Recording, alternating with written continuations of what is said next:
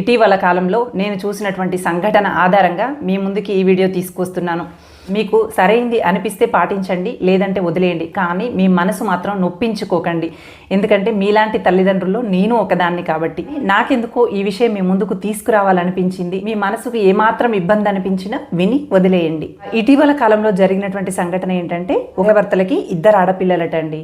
పిల్లలు ఆడపిల్లలైనా పర్లేదు, మగపిల్లల్లాగా చాలా చక్కగా పెంచుకొని పెద్ద చేశారు వాళ్ళని. వాళ్ళ అమ్మ ప్రేమతో రకరకాల డిజైన్గా డ్రెస్సులన్నీ కుట్టి వేసేది. ఆ పిల్ల చూడముచ్చటగా అందంగా కనిపించాలనుకుంటుంది కదండి ఏ తల్లైనా బిడ్డ. ఆ తల్లిలో చాలా కళ ఉండేది. నాకైతే అమ్మాయి వేసుకునేటువంటి డ్రెస్సుల్ని బట్టే వాళ్ళ అమ్మ కనుక ఒకవేళ ఫ్యాషన్ డిజైనర్ అయితే ఎంత గొప్ప జీవితం గడిపేదో అనిపించేదండి నాకైతే. ఈ పిల్ల బాగా చదివేది, చాలా తెలివైనటువంటి అమ్మాయే. కానీ ఏం జరిగిందంటే, ఎక్కడో మొదలైందో తెలీదు, వాళ్ళ క్లాస్మేట్తో ప్రేమ మొదలైంది. ఆ అబ్బాయి అసలు ఏమీ రాదు, మొద్దు, కనుక చెప్పాలంటే సమయాన్ని వృధా చేసుకునేటువంటి ఒక మూర్ఖపు స్వభావం కలిగినవాడు. ఇద్దరు ప్రేమలో మునిగిపోయారు.